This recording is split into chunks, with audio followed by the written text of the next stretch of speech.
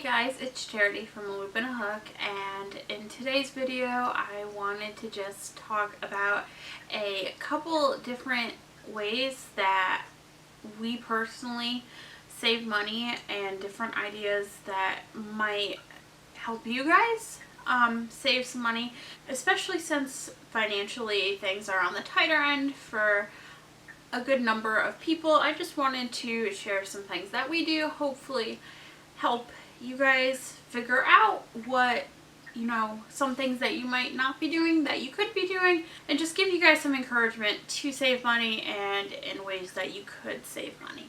If this is your first time to my channel, welcome. If you like homemaking content, saving money, and any of those things, be sure to subscribe because that is what I mostly post, and I would love to have you. So the first thing that I have down for different ways you can save money is by shopping sales. So this is, I think, a more common one, but this is something that I use a lot, especially when I am shopping for, food, especially meats. Meats can be really expensive now, and if you shop sales, you can find deals, and most of the time, especially on like chicken and beef and things like that, they run like 3 or 4 weeks cycles of different meats being on sale. So you normally can, if you watch sales long enough, you kind of can tell when there should be another, chicken sale coming up or a beef sale or something like that. Buying things when they're on sale is extremely helpful, especially with meat, because you can tuck it away in your freezer and then say in 2 or 3 weeks, say you buy the hamburger and hamburger is not on sale that week, you have some in the freezer and you can pull it out. You don't have to buy it for full price. Normally that can save you quite a bit of money when you are able to shop sales. Now, shopping sales can go further down into, clothing and with basic health and beauty products and things like that. It can go further down. Generally, I tend to use it more for food and meats, but I also will use it for health and beauty products as well.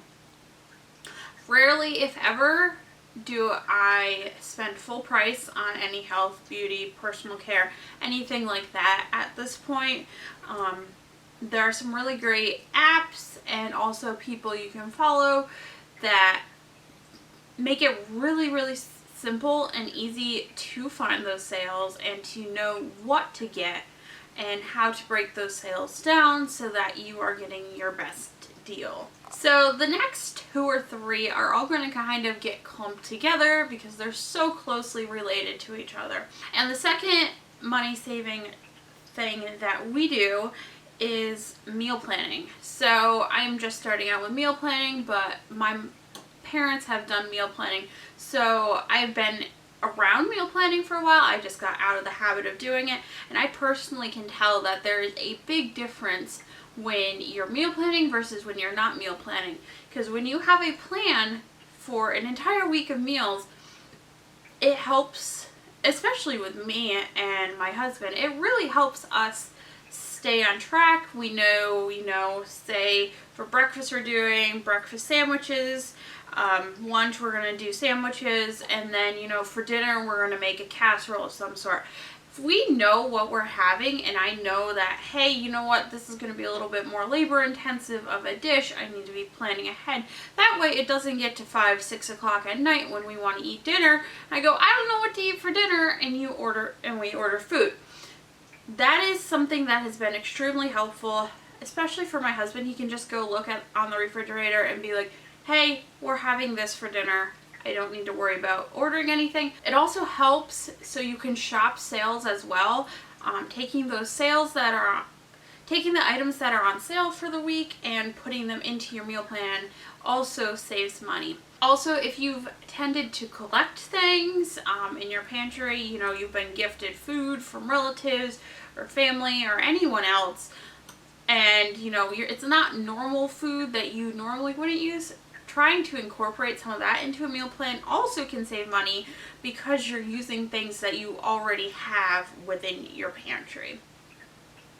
So on that note, buying generic brands of food, even health and beauty products, anything like that, I know there's some things where it's not really great to buy non-generic things, but most things are pretty comparable, and I have personally found that most foods, there's not too much of a difference, and in fact I normally preference the generic brand of food more than name brand foods. So along with meal planning in that whole realm is making food from scratch and not eating out. Not eating out is a big way to save money, especially with how expensive it is eating out now. It's like $30 or more, and that's lower end for like 2 people to go out for dinner. Even if you end up splurging a little bit more on a dinner, you probably aren't going to be spending that $30 that you would be spending at a lower end restaurant anywhere else. So really, not eating out can save you a ton of money, and it's something that we try to implement. It doesn't always work, and we're not perfect at it, but we do try to not eat out. I try to make most of the foods, and that really saves a lot of money and brings our food budget way down. So the 5th money saving thing that we do is buying used. So this can be furniture, clothing, household items, books, games, any of those things. And even there's even more. Those are just big areas that you can buy used. Buying those things used can save you so much money. Rarely, if ever, do I end up buying new clothing for either myself, my husband, or my daughter. Almost everything is used, because when you frequent thrift stores, you can be able to find things at fractions of the price than you would be paying in store. Now, I understand there are certain times where I've had to go buy things because I need them for an event or something like that, but those times are very limited. Most of the time I end up buying all my clothing from thrift stores. If you know how to find thrift stores, and if you have a bunch of thrift stores in your area, it makes it a whole lot easier to pick and choose. I know some areas don't have as many thrift stores as I have in my area. I have one local thrift store that is a fill-a-bag store, so it's either $3 or $5 depending on the size of the bag that you want. So that's a really great way to get clothing, and most places you can find, they have gone through the clothing, so it is mostly clothing that is in really good condition. Sometimes you can even find brand new clothing or clothing that was worn just once, and you can get a lot more life out of it. Now, furniture is something I try not to buy. In fact, in my house right now, furnishing our apartment, I ended up only paying, I think it was less than $50 for all of the furniture that I have in this apartment. Now, it does take footwork. Places like Facebook Marketplace, being in garage sale groups on Facebook, paying attention to garage sales and thrift stores, and when there's large item pickups and things like that, or people put things out by the side of the road, picking things up when they're free most of the time can get you amazing furniture. Even if it's not the highest quality of furniture, or it has something a little bit cosmetically wrong with it, it still is functional, and there are most of the time ways you can end up repairing or covering a cosmetic problem, so that it is still super usable. Buying used furniture and finding most of my furniture for free has also been really cool, because I can be, you can be a little bit more picky, and you can also have a looser hand on the things on the furniture that you buy. So if you find something that's nicer, it's easier to get rid of something. Or if, you know, you buy something and then you realize it's not quite your style, or you pick it up for free, it's a lot easier to get rid of it than say you bought it new and you used it for 2 or 3 months and you realize it really doesn't fit your space. Then you're guilted into keeping it most of the time because you paid the money for it. So I do also really like that about furniture, and when I get it for free or very inexpensive, it does make me feel like, you know, if I find something nicer, I can get rid of the item and I'm not really losing anything. So one major way to save money, that we save money, is we do all of our haircuts at home. So I cut my husband's hair, and before he met me and before I started doing his hair, he was paying $50 every like 6 weeks or so. So when you add that all up, that's close to like $400 to $500 a year just in haircuts that, you know, if you can learn how to do it yourself, it makes it that saves you a lot of money over many years. Plus, if you have kids or anything like that, that can also save you a lot of money, because those things really do add up over time. And buying, you know, everything you need to cut hair is really inexpensive. It's going to cost you about the price of like one haircut, if that. So it really is worth it. And that is one way that we save a lot of money. So one thing that we implement, my husband and I implement, is we do not spend a lot of money on dates. Most of the time they are very, very low cost, like under $20 or even free. It depends on what we're doing. A lot of the times just spending time with each other is something we consider a date. You know, sometimes we'll cook at home by ourselves. Simple things like that can really be, we really consider as dates. Going out to, you know, a museum, even if you go out to a restaurant, you know, a simple restaurant and sit down and talk, that for us is a really good date. That's something that we really enjoy doing.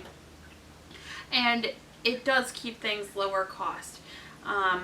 Checking out, you know, libraries and, you know, going places, hiking, any of those things can be done as a date with your husband, your wife, you know, significant other of some form. You can do that all and keep it low cost and inexpensive. Even just going out on a drive, driving around and looking at things, driving through the country is super relaxing for both of us, and we both really enjoy that. Doing things like that are super low cost. We both are happier knowing that we spent less money by not doing something super fancy for a date than if we had gone to, say, a fancy restaurant and spent, you know, $100 or $200 on a meal and then went out and did something else that was super expensive later that night.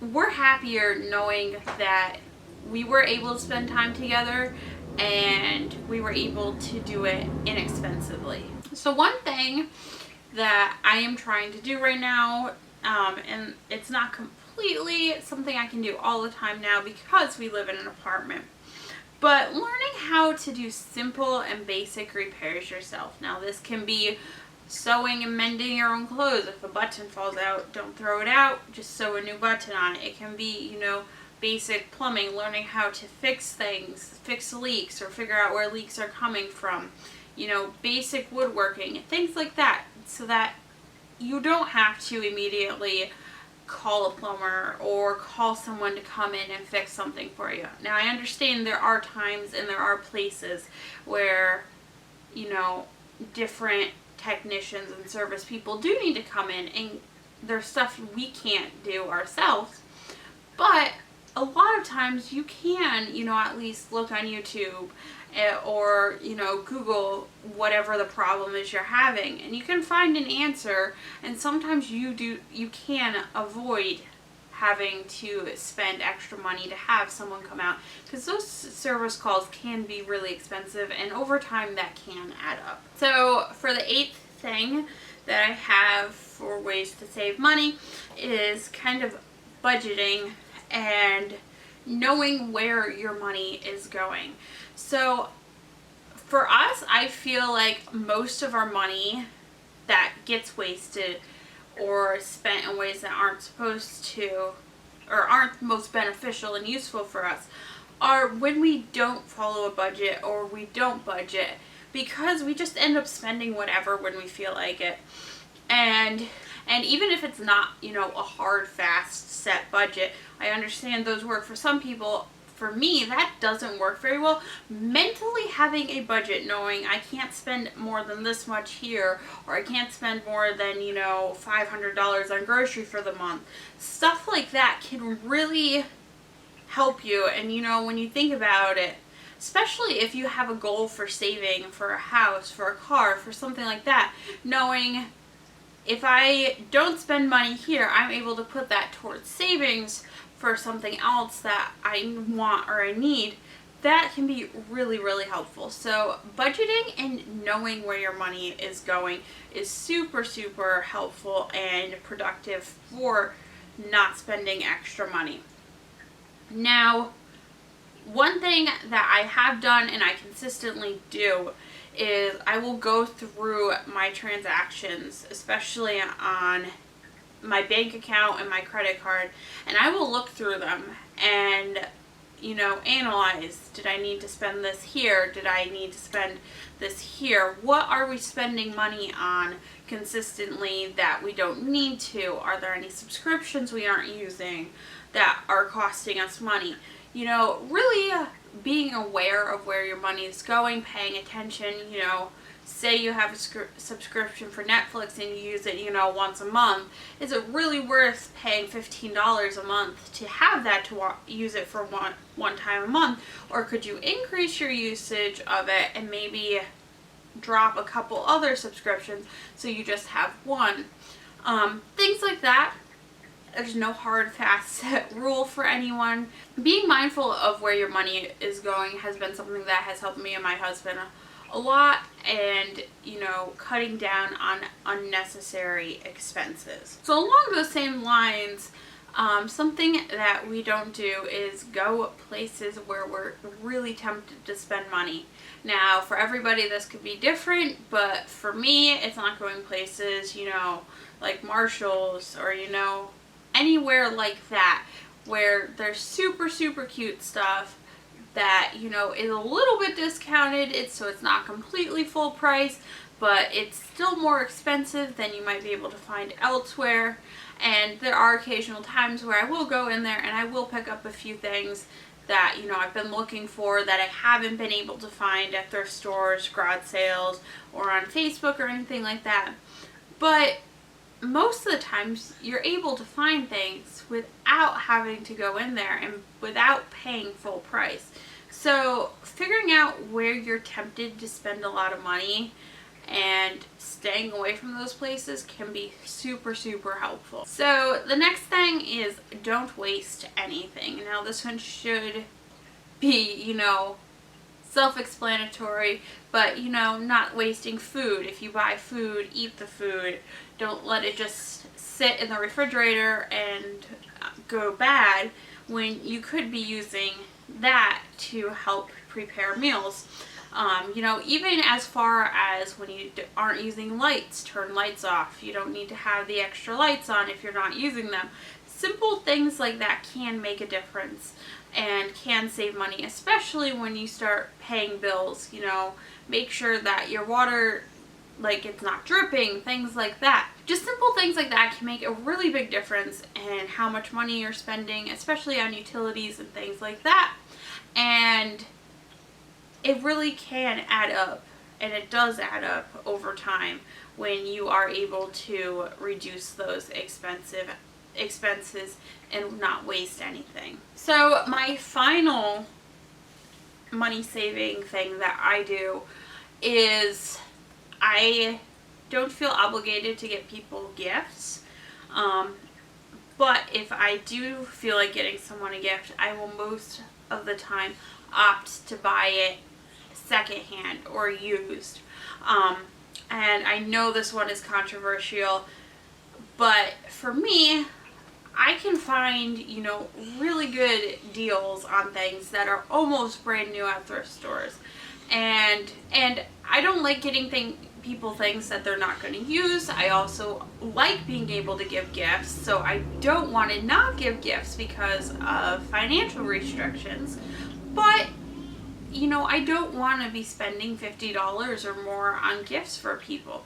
So being able to buy things secondhand has really, really helped out with finances a lot. And also not feeling like you have to get everybody a gift all the time or anything like that can also really, really help. Sometimes, just giving the gift of time and, volunteering to do something for somebody or cook them a meal or something like that can also be really, really great gifts that aren't actually spending money on something that that person might not even use. So that is the final tip that I have and I implement for saving money. So I hope you guys have enjoyed listening to the different ways that me and my husband try to save money and reduce our costs as much as possible. And I hope it has given you guys some ideas for ways that you could save money or encourage you in the ways you already are trying to save money and you are saving money. If there's like any tips or anything you have that I've left out or anything like that, be sure to leave me a comment down below and let me know what those are. I'd absolutely love to hear what your money saving tips are and what some things that you have been able to learn and be able to save money in those ways. So thank you all for watching. I hope you have enjoyed this video. If you haven't already subscribed, be sure to do that, and I look forward to seeing you for our next video. Bye!